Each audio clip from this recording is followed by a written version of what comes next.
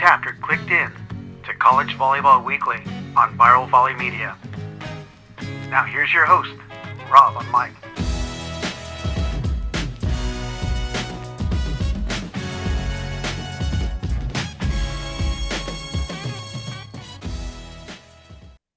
Hey, good day, everyone, and welcome back to episode 14 of College Volleyball Weekly Men's Top 20 Insanity. There's only 2 weekends left. And on screen, we've got Dan Friend of Lewis, Jay Hosick of George Mason, and Theo Edwards of CSUN. And we almost had a non-elephant in the room episode with Brad Rothschild coming in late on April Fool's Day. But before he got on, the great conversation was, well, maybe Brad isn't going to come on because he's the only one that didn't get a win this week. Ouch. Sweet. That was great. Yeah, I can see that. We'll stay April Fools or something nice after that, Rob. And that's all right, Rob. You've lost everybody on the screen, so we're just throwing out there. So so brutal. And that's why we're grumpy old men. It's no longer a movie, it's now a podcast and a YouTube channel. So hey, let's start with our elephant in the room segment with the guys in action this week. And most of us went 1-1 on the week. Some went 0-2, but for the most part, Jay's the only one that came out unscathed. So let's start with him. I don't know if unscathed is the word I would choose, but it was a great weekend nonetheless for us. I'll talk about the rest of the EIVA, then I'll talk about us. Penn State beat Harvard twice, one sweep and 1-3-1. It still remains number one in the EIVA with undefeated in conference record. And NJIT split the weekend, got their first conference win against Charleston, which was nice for them to finally get a win in the books. Charleston's a dangerous team, and they're proving that there's somebody you really don't want to face later on down the line.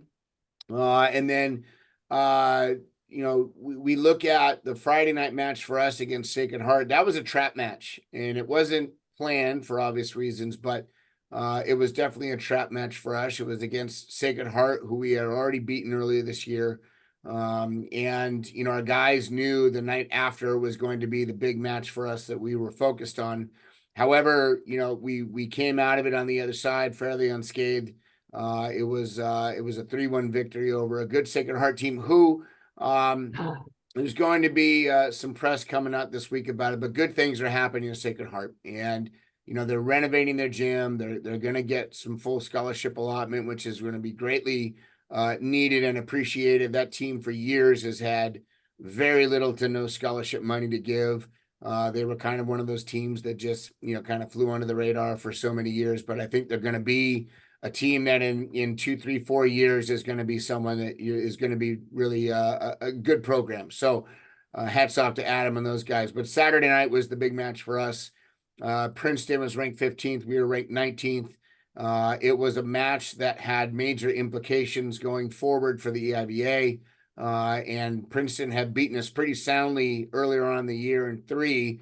In our defense at that time, we were pretty banged up. We had a backup setter playing opposite. We had a couple of backup guys playing other positions for guys that were banged up. But we just didn't have the firepower then. But last Saturday, proved to be a different story. And we came out victorious in 5 in front of a pretty good crowd in the rack.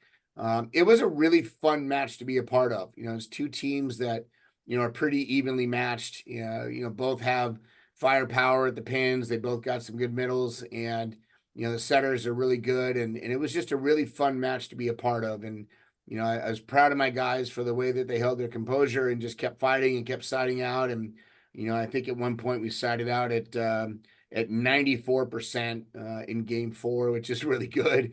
But it just gives us the chance now to still control our own destiny. So we're happy about that. And we got a big couple of matches this weekend, senior weekend, alumni weekend. We're playing Harvard 2 times, and they're in 3rd place in the EIVA. And it's going to be some good momentum for us going into the final weekend against Penn State. So we're excited to get after it this weekend. Well, Jay, just some follow-up questions for you. Didn't Omar Hoyos have a milestone match in one of the matches this weekend? I thought I saw social where he had some accomplishment beyond the 1,000 kills, or was that it? The 1,000 Well, kills? I believe he now took over 10th place or 10th spot in the all-time kills list. for George Mason, which is awesome. And now he's going to be in the record books and be, talked about forever, but he's still got some matches to go. He can move up another spot or two and continue to leave his mark here. But yeah, Omar had a good weekend. I think against Princeton. Omar had 14 kills at 294. Had a couple of service aces, couple of blocks. He's doing some good things for us. So we're excited for him and us moving forward. Well, it was a battle of the snipers because you had Ben Harrington, who leads the nation in aces, with going up against Omar, which I didn't realize he is ninth in the nation in aces. Yeah, no, people, they overlook some teams, and that's okay. I mean, it is what it is. He doesn't care too much about those accolades, but Omar can hit in the low 70s and so can Harrington, and that's a speed that not a lot of people can hit. And when it comes at you, 5 to 8 miles an hour faster, if your platform's not ready to go, it could create some havoc. So he's doing some nice things. Sounds good. Anyone have any questions for Jay and the EIVA? Yeah, I got some stuff to add. I thought this match was age versus the academics. And, I think someone on Volley Talk did a collective and looked at the combined age of George Mason, found out it was 250 years old when you add all the 7 starters together. Oh, that was just Jay. No. Nice. You add Jay in there, now you're pushing the 400s. That's Well played, sir. Well played. Well, it might be their whole coaching staff age-wise too, just so you know. Yeah.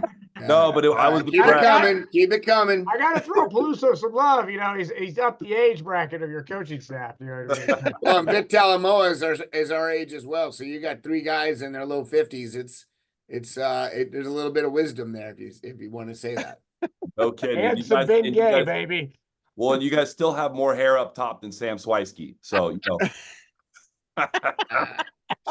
So, but in all seriousness, I thought it was an awesome match. George Mason down 2-1 comes to life, and really to me, in watching the match, it was on the heels of Omar Hoyos. In the 4th set, he went on a serving run that absolutely lit a fire under the team and brought him back to life. And I mean, they kind of took over that match, and then again in the 5th set, Omar Hoyos goes back to serve. I think it's like 9-all or 10-9, something like that, and he goes on another run to give them a big gap. And, George Mason secures a couple of really, really key blocks and closes out that match at home. And really, really great win for George Mason and for Jay.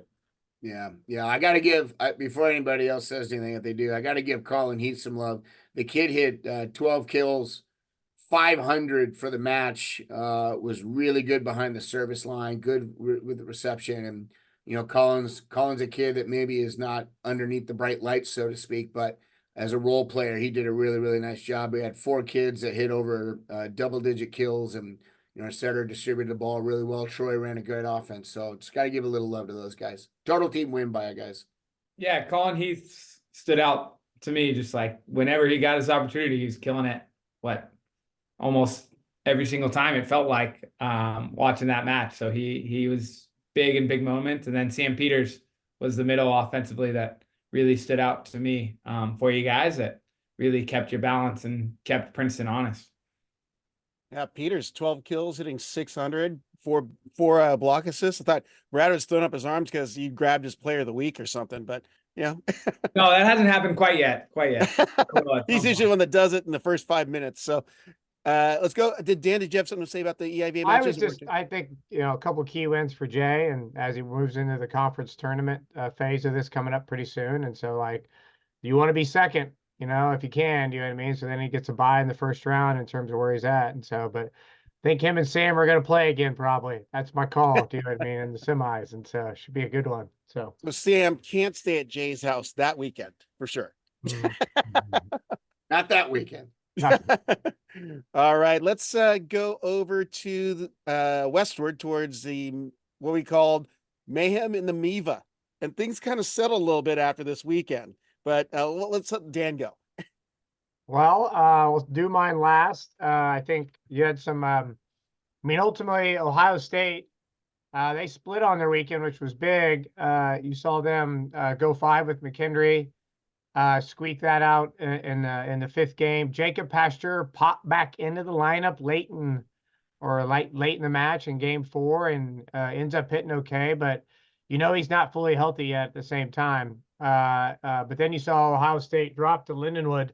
Lindenwood got 2 big wins for them, which really jumped them up in the conference standing. And they're both at home, and they swept McKendree, if you remember, earlier the week before, and then they beat Purdue Fort Wayne in 3, and then they beat Ohio State in 4. And so getting hot at the right time for those guys for sure. I think they got to travel to Queens next week, but that was pretty big. And then Loyola took care of Queens. I think Brinkerman was finally back in the lineup for them a little bit on the second match, which is one of their main guys at the same time, but Loyola took care of business. And then at our place, 2 5-game matches. So Ball State won in the end, and then we were able to put it together on night 2 for our senior night, which is always great when you can win for your seniors from that standpoint. So, but certainly big time swings and some great volleyball for us in our own house. And on Easter, we had a packed house on both games, so that was fun just in terms of having a good crowd, and always wonder about that over the Easter weekend. But yeah, certainly I'll let you guys talk a little more, but we had some good performances, and T is good as well. They still are without Patrick Rogers. So they're plugging in a couple pieces, but T's going to get his 20 kills every night probably in terms of that. So, but we had a couple guys step up, which was awesome. So, all right. Any of the coaches questions for Dan or comments on the MIVA or even Lewis? With Lewis watching that 5th set, it seemed like Haber just found ways to kill the ball, especially early on, got you guys going. And he's been pretty consistent. I think he gets overshadowed a little bit by Max Rocky, but he's been playing really good from the end line and just kind of doing everything. I think he's a player, Dan, that was always good and kind of under the radar, and he's starting to find his stride now. So I think when he's on, you guys are really, really good and can beat anyone, obviously. I would agree. It certainly balances us out. You know what I mean? So, and then the other guy is Seaver Droslem, who's kind of come out of nowhere a little bit, and he passes, serves, and I think he had 20 kills as well in terms of that second night. So I like the way Dan Setter runs the offense. When I watch him, when he started, last year, what year is he right now, Dan? He's junior, but we were doing that modified 6-2 for a while. So yeah. He wasn't the star of the show, so to speak, but this year he's really come into his own. He distributes the ball well. He knows how to read blockers. He knows who the hot hitter is. It's like he's got all the intangibles that coaches think that setters should already have from all their years of high school and club that they play. And we hope that coaches talk about, finding the matchups on the other side and streaking the hot hitters and all that stuff that goes along with it. But he's just really doing a nice job getting in the right spots. The hitters look like they're in rhythm. And that, as a former hitter myself, when your setter, puts the ball in the same location, the same tempo, you can get into a nice little rhythm with your approach. And he's doing a really, really nice job. And the MIVA right now, holy smokes. I mean, we talked about earlier in this year, and we'll get into it in a little bit, I'm sure, but I don't want to face anybody out there if I'm anyone. There's no clear favorite other than the record of Ball State, but that they are not resting thinking they've got this thing locked in. Anyone can beat anyone out there right now. So kudos for Dan, though, and his seniors on senior night. That's always fun. Yep. Yeah, I think one of the interesting things to add, too, is that Lewis on the weekend outpassed him and out hit him for both those matches. And, I think in watching the match, they were a little bit, I thought Ball State was a little bit cleaner on night 1. Lewis missed a bunch of serves, and I think that ended up being kind of the difference overall. But I thought Lewis outplayed him, and, you move this into a playoff setting, and, Ball State doesn't want to see anybody in this conference, but they definitely don't want to see Lewis. And I don't know, it was a great weekend for Dan. Congrats. It was a really, really nice victory, and a couple of really, really tough played matches. Good stuff. Anything else to add, Brad? I think your mic went on, but no, I just thought for Dan and Lewis and Ball State, 10 sets of really good volleyball this time of year. It's good to be in those environments. It's good to, obviously you want to end up on the winning side of those, but it's good to have that high level competition going down the stretch. Yeah, without a doubt. We're going to talk about two conferences that are unrepresented on the screen here, just to make sure we give them some love. But in the SIAC, Fort Valley State undefeated at 6-0 in the conference, but closely behind Edward Waters College at 7-1.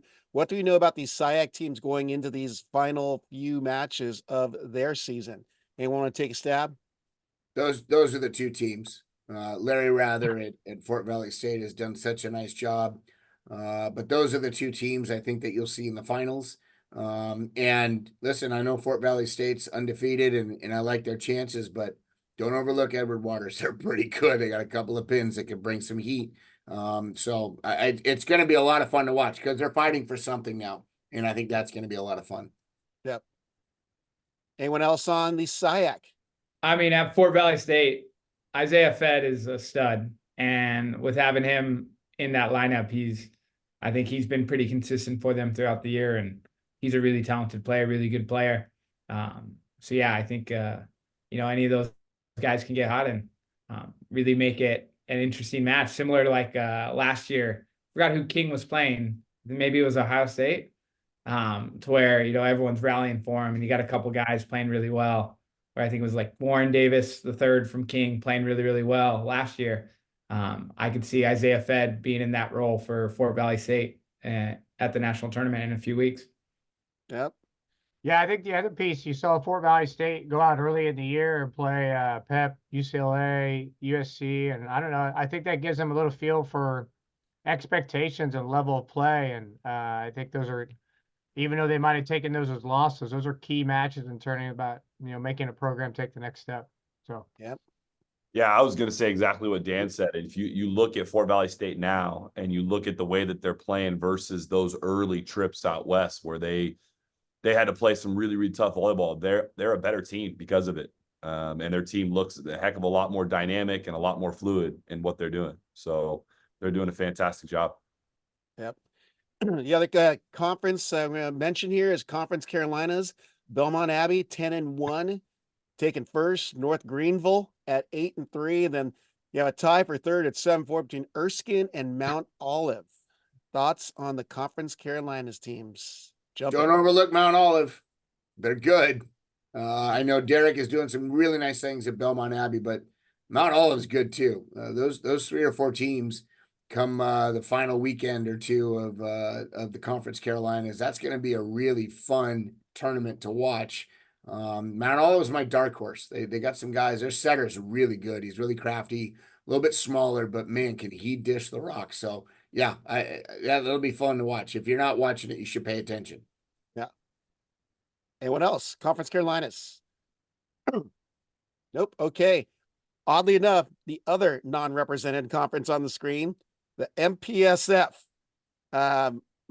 Big couple of weekends coming up, and I'm sure we got a lot to say about it, but who wants to take the stab here? Jay was shaking his head, and Dan's contemplative pose there makes you want to go to him really, really quickly there.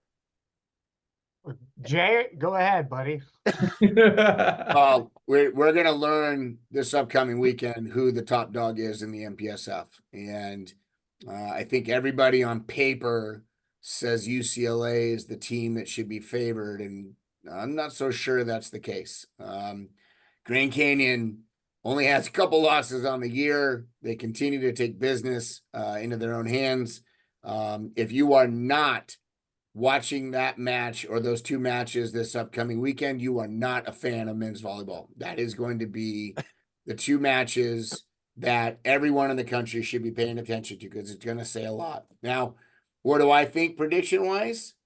I think there's going to be a split. I think they're going to be it's going to still leave some head shaking, but yeah, the MPSF, Stanford and Pepperdine and BYU in the middle of the pack.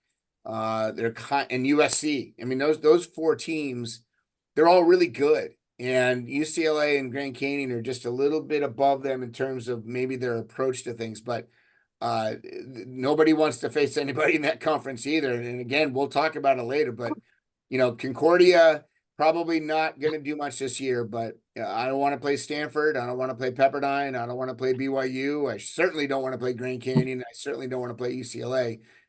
Nasty conference. All right. Stanford's an interesting thing. Like you look at their record, they're like 9-11, 2-6 in conference, but ranked number 6 in the country. For a reason. Well, I agree. I'm just saying. It's just if you look at them and you look at their record, don't get caught up in that. I think I know they. Oh, sorry, I was going to add, but Theo, what's the average age of Stanford's starting 7? 312. Total years. Yeah, we're not the oldest. Well, this is the thing with Stanford's record there. They played a lot, like 4 to 5 matches without Will Rodman, and that's a big piece for them. So, and he's back, and they're competing, but just like in the MPSF tournament in years past, teams can rise up. I mean, USC took some of the top 10 teams to 5 early on in the season. They've definitely got the firepower, and you can't sleep on them. They've got Wes Smith, that 7-foot freshman middle who looks like he's built like the Hulk, but longer. And, Dylan Klein, who's consistently getting double-digit kills, hitting above 300. And then Jack Duker. I mean, who wouldn't want those pairs at the pins? So, USC can't sleep on either. Yeah, I think that you get that conference tournament first-round matchup, and who's kind of finds a way to couple wins in the bag as they walk into it, maybe in a pretty good spot for sure, just in terms of that. Because I mean, BYU's got some of those pieces too. They're getting 2 wins against Concordia, and in terms of where that's at, and so. Yep. Well, the Western coaches. Oh, go ahead, Brad. We have so if Grand Canyon and UCLA split per Jay's prediction, which I think is very likely, then Grand Canyon takes first, which is huge. Where, that loss early on in the year for UCLA comes back to really haunt them when it comes to those standings and the tiebreakers and all that stuff. And we know how crazy and convoluted those can get, as Dan knows better than anyone being in the MIVA. But that becomes crucial and really important, getting that extra day and that better seeding goes a really long way to maximizing our chances. And I think something that's been interesting with UCLA is in most of their bigger matches, they've lost a set, which they've been in control of most of the matches, but still lose a set. And when you get to do or die time and conference tournament time and national tournament, if you're going to lose one set and then a team gets hot in another set and you're facing teams with equal or close to equal firepower, the stress and the pressure really starts to turn up and heat up. So with that being a trend of theirs, when you look at Grand Canyon, where, we've talked about it before, they've just been so consistent in taking teams down in 3-0 most of the time, to where those are little pieces that could end up paying dividends down the road in the conference tournament and in bigger matches. Yep. Yeah, I think it's going to be interesting, guys. Like UCLA, Andrew Rowan was fantastic this week. And those 2 victories over Stanford, I thought they were playing really, really well. And for Grand Canyon to have an idle week, I think it's going to be interesting to see how they look after taking some time off, and especially if they had some injuries, some things that were kind of bugging them that maybe they can get past. We all know those idle weeks can either be a real help or a real hinder in terms of you finding that rhythm again. And UCLA coming off of the way that they played, Ethan Champlin hitting 391 on night 2 in that sweep, and Andrew Rowan playing the way that he did. I was just incredibly impressed with the way UCLA looks. So the MPSF is going to be really, really interesting, and that's not even to mention the fact that Pepperdine had a really nice win over SC. And obviously they go at it again next week, but that's kind of determining the center of the conference, and Pepperdine really securing that win and getting themselves a little bit of space. If they can get SC again, I think they kind of lock themselves into that 4th spot. Yeah. Well, we haven't mentioned is Merrick McHenry, who was error-free on night 1 of the UCLA Stanford matchups this weekend, but also rising to the occasion has been Grant Sloan as of late. He was in the top 2 productivity-wise, point-wise for UCLA, and there's some great social from some digital content creators of showing where he's jumping on the block and how high he's getting and just how aggressive he's been at the pin. So, a little change up in the lineup. We're used to seeing Knight, Champlin, and other mix-ups at the outside, as Zach Rama, but Man, that's a deep well to pull from for Spera, and I think he's dialing it in. And I'll be curious to see what happens this weekend. Where Jay's calling a split. Man, not a gambling. I don't bet on college sports, and I definitely wouldn't gamble on this weekend at all. It's I just too definitely hard to wouldn't predict. go all in, but I might match the pot for sure. Well, let's move even more west. So we got two Big West coaches on there, but I'd love to get their takes and what they're seeing in that conference and what could sort out. Let's go with Brad first and then with Theo. Yeah, I'll start with Santa Barbara, Hawaii. So Santa Barbara was out at Hawaii this past weekend. I believe Santa Barbara lost in 3, maybe 4 night one, and then ended up losing. They lost in 3 night one, then ended up losing in 5 night 2, in a really close match and a really good battle. And Santa Barbara seems like they've gotten hit with more and more of the injury bug, and it kind of keeps getting Rick and the Gauchos and company, but they found a way, like we've always talked about. They are always going to be gritty and tough and grind out plays. And now with their new lineup and new outside hitters in different spots with Ben Court and Patrick Kane, not the hockey player, playing on the left, they've done a really good job of kind of getting back to almost like the Santa Barbara of old, where it's just outside hitters that are going to be scrappy, good in reception, good in defense, and then let Jess Bianchi go do work overhead on the right side. But really close match there, night 2, which was probably in a really fun environment, with it being the senior night for all the Hawaii seniors, 5th year and 6th year seniors and all that for Hawaii. So it was a pretty cool environment, pretty cool vibe, and really cool to see Rick and the Gauchos step up and really kind of give a really good fight to that Hawaii team that still doesn't look like they're fully in stride quite yet, with what their new lineup's going to look like. Then for us here, we had our home and away with Long Beach State, and Long Beach showed me why they were the #1 team in the nation, and they were really clean.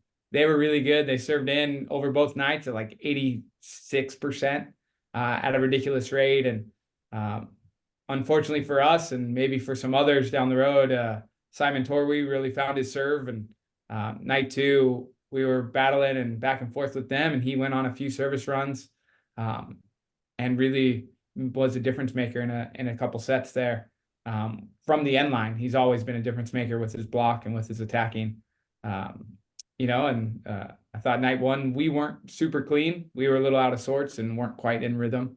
And then night 2, we found our rhythm a little bit more, but just that consistent service pressure from them, with their size, physicality at the net blocking, and great defense behind the block, really ended up giving us some problems. And I think one X factor for them is someone we all know, but Mason Briggs is playing some really high level volleyball, with what he's doing in reception to defensively. He's really got them all on the same page and all in sync and unison when they're passing the ball.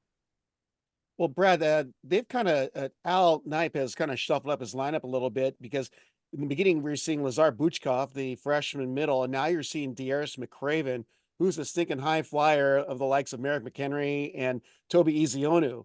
And then we're seeing Nathan Harlan in the mix now, and Al's like putting all these pieces in, and they're being just as effective as the beginning of the year. That's because he's got 85 guys on the roster. And like, even just there, Darius McRaven, who was a junior college transfer from OCC and ends up working his way into the lineup. He's a physical freak. He's up super high, but then he's making some block moves that are unreal and great volleyball reads, where it's not just him being big and athletic and jumping well. He's making some really good volleyball plays. And then Nate Harlan, I think, he's kind of grinded his way over his 4 or 5 years at Long Beach as just a really good volleyball player. I know he would even be a serving sub and set in transition for Aiden, to where now he's just passing really well, attacking really well, not making too many errors, putting pressure from the service line. And one little piece with Harlan is his dialogue on the court and just his interactions with his teammates. There's so much volleyball conversation there that I really think it helps keep that team so focused and so dialed in over time. Two additions to their lineups for Lazar and for Clark, who are two great players as well, but definitely paid dividends in our two matches. Yep.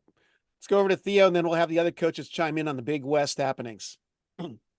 Yeah, I mean, just to kind of continue on the San Diego Long Beach, I think Brad kind of hit it all. And, night one, they weren't quite as clean. And I thought Long Beach played really well. And Torwey was absolutely fantastic.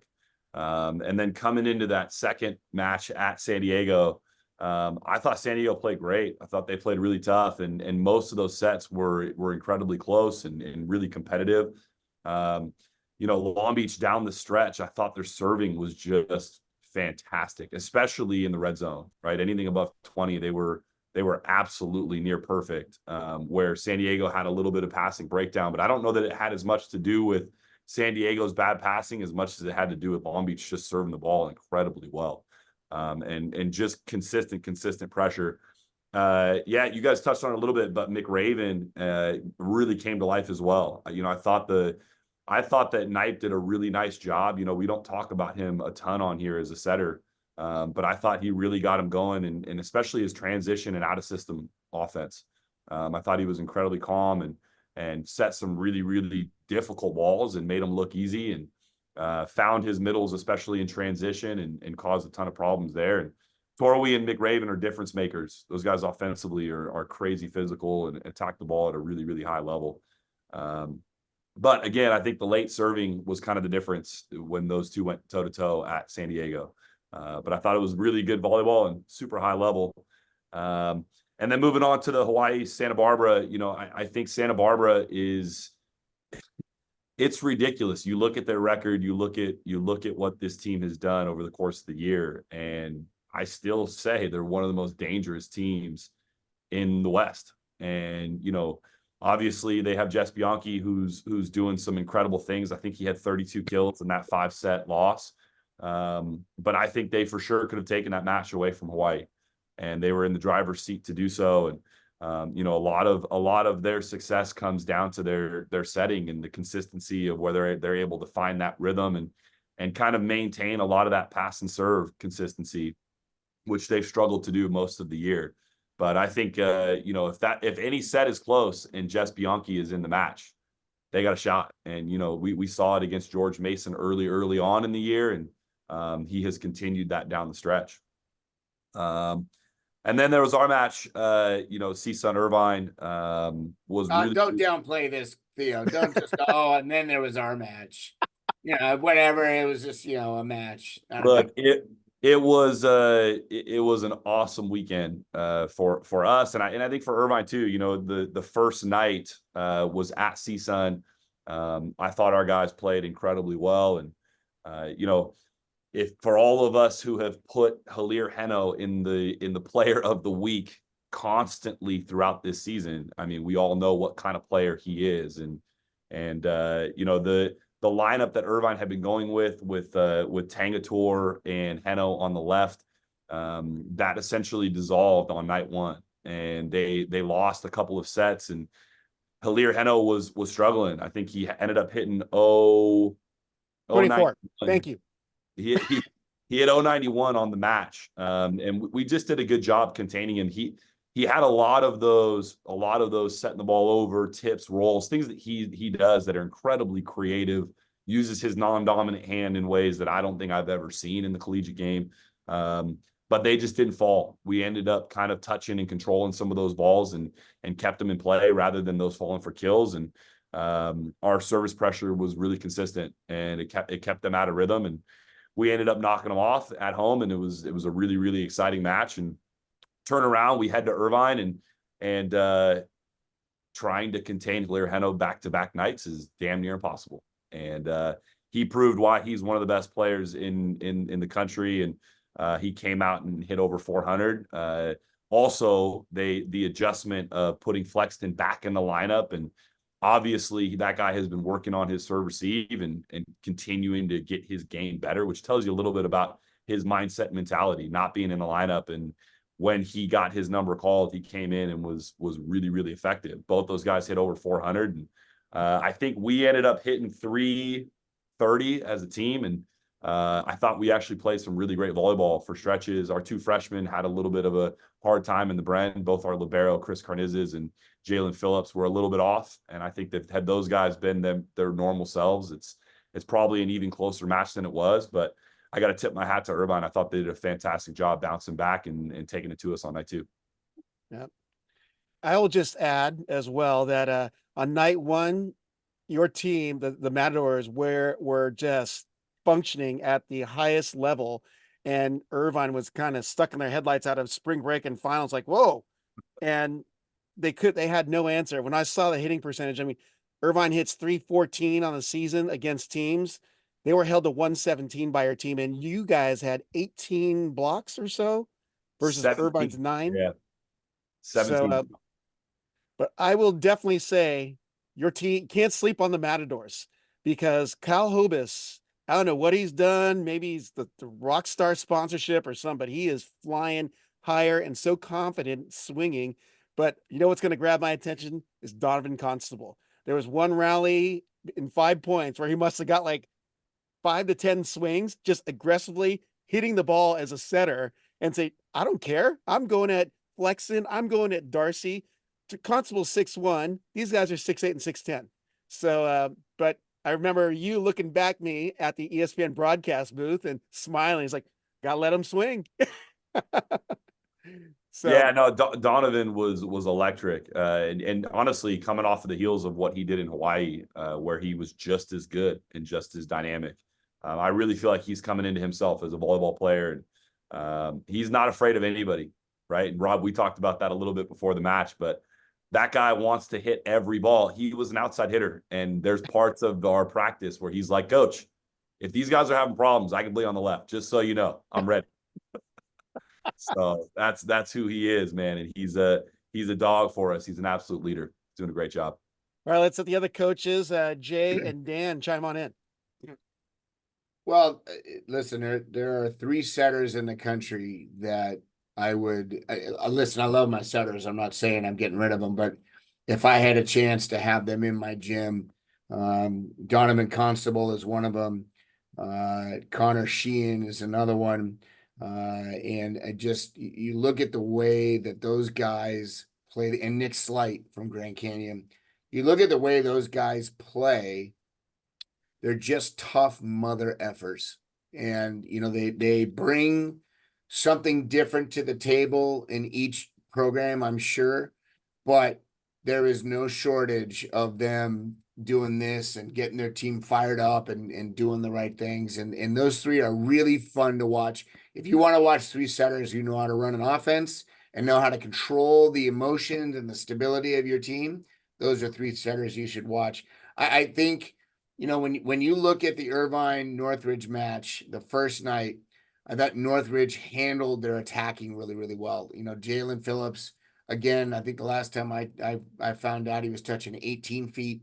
I think when he becomes more and more volleyball savvy, there's going to be nobody in the country that's going to stop him. He can hit a heavy ball. He can hit over the top of blocks, but he's still a young guy, and he still makes a few errors here and there. We're like, oh, if we only could control that just a little bit more. You look at Darcy at UC Irvine, 7-footer, and you're thinking, my God, this kid's going to just dominate. But even he, a young guy, makes a couple of swings here and there. We're like, he just hasn't quite figured it out yet.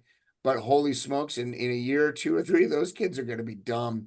But Irvine obviously handled business a little bit more fashion on the second night. But you look at the Big West, you look at the way Santa Barbara went into Hawaii and went 5 with them on senior night, no less. That's an emotional night that, had they not pulled that out, that would have been a massive, massive bummer for them. I don't want to see anybody in that conference. They're all good and can get you on any single night. I mean, you look at, there are 3 teams right now in the country that are giant killers. One of them is CSUN, the other one is McKendree, and the other one is Lindenwood. Giant killers. And you want to see them in the first or second round of your tournament? Absolutely not, my friend. So congrats to Theo. It's a great signature win for them on the season. No doubt it's going to carry some momentum for them in the future. But yeah, just fun to watch. A lot of fun to watch. Yeah. Dan? A lot of good things been said. I want to throw, so this is coach's takeover, Rob. So initial player of the year candidates, as we have this conversation, like each coach has got to pick a couple, 2 or 3 here. Like, and we know Hino's one of them. You know what I mean? But I think this is like, I am not on the committee this year, thank God. You know what I mean? But this is a tough category, I think. I think there's, Kyle Hobus, I don't know everybody's numbers yet, but the guy, watching him play is just at another level. And like, we don't have Spiros anymore from Hawaii. Like, so when you kind of look at guys and you look at numbers and like, there's a couple guys, I guess, that you can look in the MIVA conference, but do they have those upper level numbers that are National Player of the Year yet? I don't know. I think even our own conference, it'll be a tough category for the MIVA, but I want to get the coach's take on maybe a couple early favorites. I love that question, Dan. That's a good one. Well, can I just, before you guys go in your awesome discussion, I wanted to say this because I actually stayed up to watch that Saturday night match in Hawaii. And I'll tell you that there was not a dry eye in the house when they announced Spiros Hakas as the L2 and the starter, and seeing him with his crutches on the bench and just waving to the crowd. And hats off to that Hawaii crowd, man. They make you feel loved. But man, that was such an emotional moment. And that would have been a big bummer if Hawaii dropped that 5-setter. But I mean, it was such a great night. So with that, please do go on with the discussion. I am on the committee. There you go. I am the committee. No. Drum roll, please. I am not the committee by a long shot. I mean, it's obvious. It's not a popularity contest, right? There's a lot of objective things that come along with it, and there's some subjective discussions that happen. But I think you're right. I think in the beginning of the year, I think we looked at a few players that could be difference makers. I think Spiros obviously being one of them. Obviously Hilaire being another one. I think people were looking at Van Buren, at Loyola as being somebody. I think people look at Pasteur as being somebody. And Rowan, I think, is somebody that people would look at. I think at this point, for me, player of the year, it's got to be somebody that's consistent, right? And you look at Hilaire, and he has unbelievable numbers. But there were a few matches where he kind of went away. And it's not necessarily that he was non-existent and didn't matter, but he was not at that consistent performance level. Doesn't mean that he's not going to be in the hunt by a long shot. There, I think easily you could put him in the top 3 and maybe in the top 2 should UCI continue to go down the road it is. But I like the way Rowan's running that offense. I think there's probably a couple of guys across the country that should be in the conversation, but maybe aren't. But the reality is, I think for me to be able to take a team to the Final Four should mean something. And the Final Four this year is still up in the air. Nobody knows who's going to end up being in that Final Four, matchup. And I shudder to think that we would vote for somebody based upon just sheer numbers, but doesn't lead their team to that echelon, so to speak. So, Dan, it's a great question, and I know Brad's probably going to have a whole bunch of numbers to talk about, so I'm going to give it up to him right now because I want to hear what he has to say. Well, I partially disagree with part of your with Heno, and like he's had 2 bad games. That's it. Yeah, against George Mason. Where was the second one, Brad? I don't know. The North team was 5.5. He's at 5.5 points per set, leading the country, and he is second in kills, leading the country. Do you know what I mean? So he's pretty ridiculous numbers. Do you know what I mean? Yeah, listen. Don't make it sound like I think the kid's junk. No, I hate mail coming out. Jay said that Heno's Heno's awful. Jay said, #1. thank God he's not voting. I just said he had a couple of matches where he wasn't the guy. That's all I said. Maybe top 3, where he's the no-brainer for me. France is going to outlaw Jay from visiting now. But yeah, I see him as the 1-1, the S tier guy.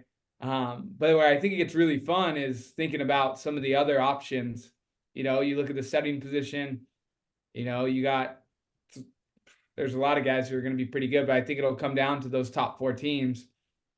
And you got Nick Slight, you have Andrew Rowan, and then you look at Long Beach. They're playing some really good volleyball right now. And something that could be interesting is maybe we see a player of the year from, what ends up being the number 1 ranked team, or could end up being around that range. And is it Aiden Knipe? Is it Simon Torrey? That'd be exciting to have a middle. Is it Mason Briggs? That'd be exciting to have a libero in that conversation, where it's going to be tough just because the numbers in all 3 of those positions, setting, libero and middle, are always going to be very, very skewed. It's tough not having a outside hitter or opposite being that guy. And really, you look at the other outside hitters and opposites now that Shakas is out and done, unfortunately. And I don't see a contender with Heno. Maybe Camden Gianni would be an interesting one. In the MIVA, Pat Rogers, maybe, because he's had better numbers than Tianishi. So that's where it really gets intriguing. John Kerr maybe is someone that gets in that conversation, but I don't know where he's at across the year. But I think I'd go Heno, Torrey, and Nick Slight. Andrew Rowan is the top 4 in my eyes. Ooh, Fair grouping, for sure. right. You silence the crowd, Brad. And this is no slight against Mason Briggs. I think part of the committee's, discussion points are what do you do to score points for your team? How are you scoring for your team? And there's no doubt Mason's the best libero in the country. And there's no doubt he's going to see the national team jersey at some point. There's no doubt he's going to go overseas and make a lot of money. He is absolutely fantastic, and one of the main reasons why Long Beach is as good as they are this year. I think when you look at the scoring and you look at all the different things that hitters bring to the table, and setters for that matter, that's probably the reason why those people are maybe in that little upper discussion about player of the year candidate. But that's not a slight against Mason. He is fantastic. Yeah. Yeah, I got 4 guys in that spot that I think could be in consideration. And obviously seeing how this all unfolds. And, I thought, Jay, you made a great point about who ends up going the distance, right? That's going to play a lot of weight in terms of this decision. But I think Nick Slight, as of right now, is definitely in the conversation, right? I think they're the highest hitting percentage team in the nation. Andrew Rowan is definitely in that conversation as well. Hilaire Heno, and then the 2 guys that I think we didn't mention is Parker Van Buren, who I think statistically, you look at the hitting percentage for the entire country, there's a handful of outsides that are mixed in with the middles because the middles have that higher hitting percentage. Hilaire Heno is number 5 in the nation in hitting percentage, and the guys ahead of him are middle blockers. Shortly behind him is Jackson Hickman, who, again, another really, really high-hitting, high-flying outside hitter who plays the game at a really, really high level. So between those 5 guys, Slight, Rowan, Heno, Parker, and Hickman, you got 5 guys that are kind of just a tier ahead of everybody else. And where the rest of it all falls and how these teams finish, I think is going to probably be the biggest deciding factor. But Hilaire Heno hasn't had more than 1 bad match all year. The tough part on the committee is like they make their selection before the Final Four is decided. That's right. 1 month from today, we will know the player of the year because Long Beach on May 1st is the All-American banquet. It's a challenge, and I wish at that point we'll at least have seen playoffs, right? Well, what happens is so basically you'll know who's in the tournament, but that call happens the week that Monday preceding the week before the tournament, or Tuesday or Wednesday. So like all the because it's really built off regular season stats and regular season performances, and you get to put conference tournament results into that a little bit, but none of those stats matter from the conference tournament when you come to All-American selections. And so that group meets and kind of uses all that data from that standpoint. So that certainly can sway the room. Hey, somebody got upset, or hey, is somebody injured or something like that. You know what I mean? In terms of- And this year it might be, I don't want to say easier. That's a slam against your teams, but with the Conference Carolinas and with the SIAC teams in the final 8, trying to get to the final 4, I think it's safe to say you could whittle it down to 6 teams. So at least the person that you're voting for is probably going to be in that 6, and then you can kind of you can have the discussions from there. They're all good candidates. What I'd be interested to seeing is maybe an off camera, so to speak, vote about who the most impactful player or players have been, even though their teams may not have been in the hunt, so to speak, even for a conference championship. There are at least a dozen that you could talk about from around the country. You're talking about guys like Jesse Bianchi. You're talking about guys like John Kerr. You're talking about guys where they just, Harrington being another one. I mean, there's a couple of guys where you just look at it and you go, man, they're just so good and so much fun to watch, and had a huge Omar Hoyas. Yeah, there's guys that that should be in that conversation. I think Donovan Constable should be in that conversation. There's just it's just fun. It's fun to watch, and I'm glad this year there's some more parity because we're getting some more guys and some more teams recognized for the right reasons. Yeah. Now, what is is there an official count for All-American selection, or do you just expand the honorable mention? I know we discussed it at one point here in the last year or so. 12 first team and 12 second team. That got expanded right before I left.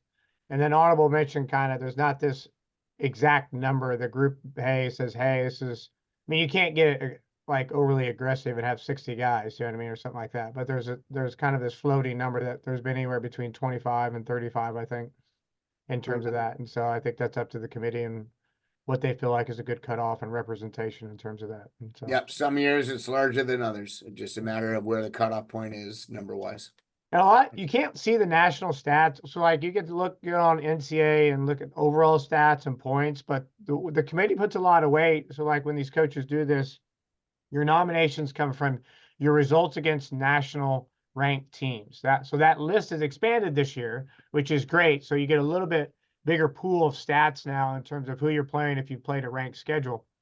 And so you look at those numbers comparatively speaking to other players against nationally ranked teams, and you'll see some numbers get kind of bloated if against non-ranked teams. And so you got to weigh that. The committee takes those ranked stats pretty important in terms of that. So, yeah. And Dan, who are your picks? Oh, I guess, yeah. Well, I would Hino for sure. I think Rowan or Slight as a setter, one of those guys have an opportunity to be in this. They play head to head. So what happens on the head to head battle? I am a Torrey fan. Like having a middle in that group is key.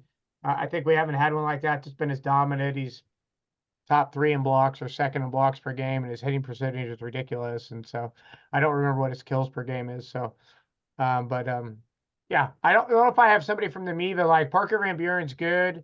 Patrick Rogers is hurt, but I think in terms of I think they're going to have a hard time just the MIVA player of the year, let alone is that guy in that category. Do you know what I mean? And I don't know that Penn State or the EIVA has a guy that's in that same category yet. They have some really talented players. Omar's great. I think he's a player of the year candidate for them. Where's John Kerr's numbers? Do you know what I mean? And so, but should be interesting. I think the other middle that I forgot to bring up, or two, would be Toby at Penn State. Yeah. His hitting percentage is pretty unreal. And then Merrick McHenry, which his hitting percentage has been down a little bit this year. But what was the last middle? Was it Brad Keenan? What was last middle? That was wow. PK Lounge. I think so. Back when you guys played, right, Theo? Was that back then? I don't know. Do you play? Back in the day, man. Before that, the middle's tough. Like, I think about guys. It's like Mitchum was a guy for us. I mean, Mitchum was almost at 3 kills per game, hitting 500. You know what I mean? You just don't see middles with the same weight carry.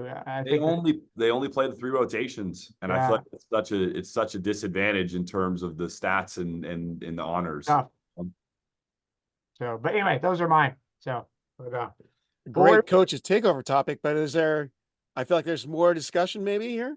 And Well, No? it's 10:57, and some of us got practice and film and all these things, buddy. Do you know what I mean? And so, Oh, gotcha. All right. Well, yeah, yeah. maybe we'll do it next week, but then let's end with what we always, no, two things. Your players of the week. Brad didn't claim one early, which I'm surprised. I don't think But I've Theo's done going to that step before. in and intercept right there. And then we'll, what you watching this week? So let's go with Theo since he got the hand I up. don't know that I've ever gone first without someone stealing it ahead of time. Oh, hey, I gotta go. Lindenwood is my team. Just so you guys know.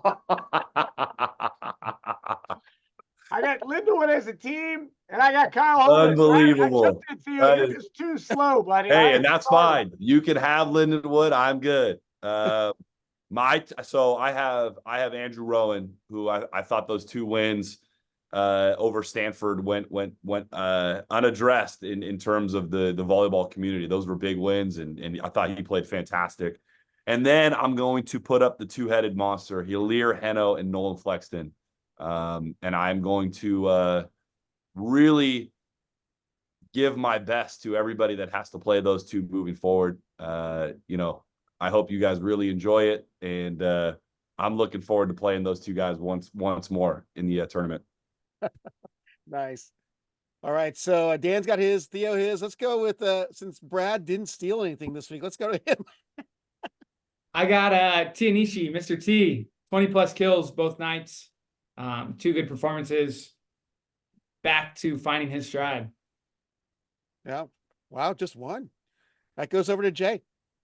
I got 2. I'm going to give my first one to Donovan Constable, 47 assists on that match when he beat UC Irvine. My second one is Connor Sheehan, the setter for Lindenwood, 46 assists in their match beating Ohio State. 2 setters that are maybe underrated when they first started out, but have turned out to be really, really nice players for both teams and a lot of fun to watch. A lot of moxie, and I like that. I'm actually going to insert 2 of mine, and me 2 Hawaii guys. One to be Guillermo Voss, night 2 against UC Santa Barbara. 12 kills, 0 errors, 756 block assists, 15 total points. I think it's a lot of reason why they were to eke that one out against the Gauchos on senior night.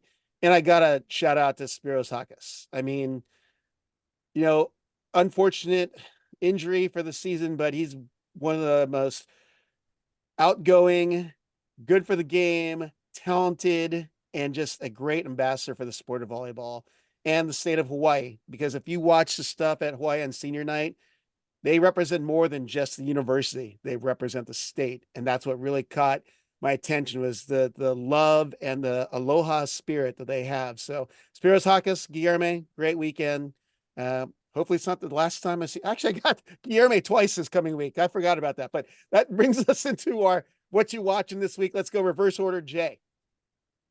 Again, if you're not watching Grand Canyon UCLA, I don't even know why you're even a fan of volleyball. I take offense. I'm gonna be in a match with another couple good teams. So you can record it if you want. I'm gonna be watching obviously Hawaii UCI. I want to see what Hawaii. I mean, they're scrappy now, right? Now they're kind of fighting for their identity again.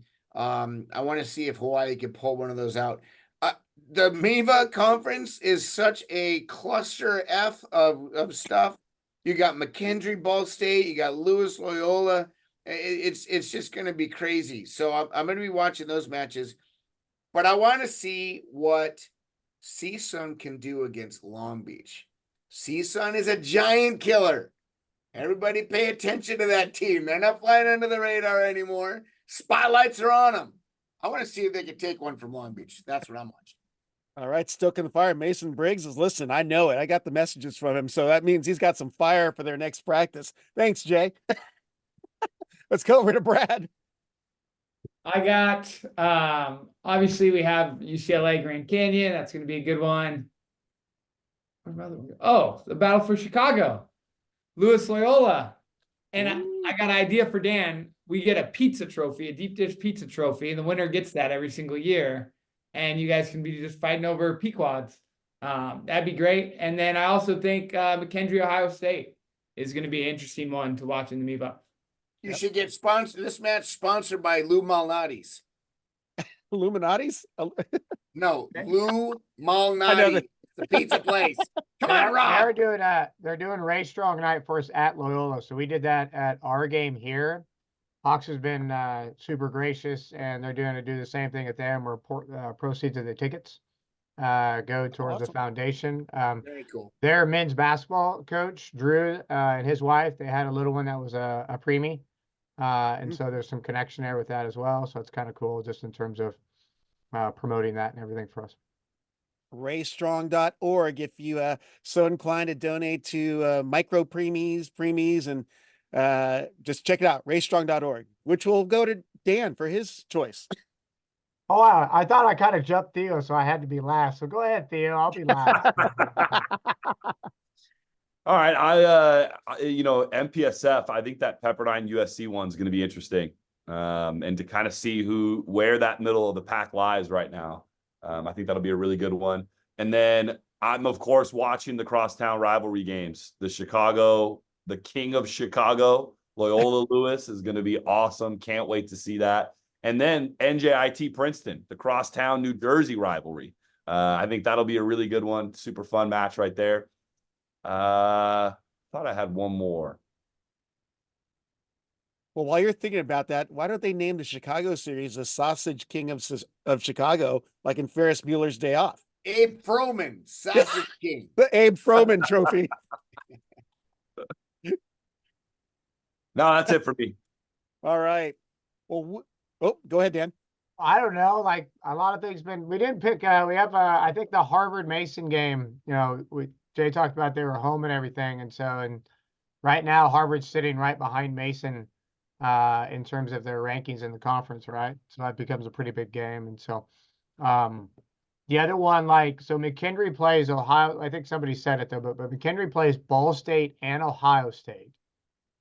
Lindenwood goes to Queens. Now, you remember Queens split with Purdue-Fort Wayne earlier in the year. So those have some pretty big implications, as well as we go to Purdue and then go to Loyola to wrap up. And so I think you talk about all these teams kind of sitting in the same space and who goes 1-1, who goes 0-2, who goes 2-0. That'll have some pretty big implications in terms of how the conference tournament layout that following week from that standpoint. So yeah. Somebody get the bracket made because the MIVA is going to be the first one. Somebody. Hey, Jay, you play Harvard twice at home, or is that a split away? No, it's home, double home. Yeah, nice to be home for that then. So Yeah. That's right. Well, with that is episode 14 of the 2024 NCAA Men's Volleyball Top 20. Dan, friend of Lewis, Jay Hosick of George Mason, Theo Edwards of CSUN, and Brad Rostratter of UC San Diego.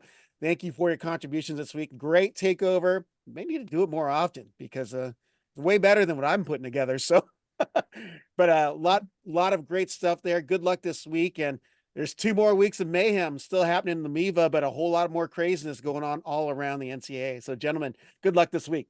Thanks for listening to College Volleyball Weekly. Be sure to follow Rob Aspero at the Rob on the Mic on Instagram and at Rob on the Mic on Twitter.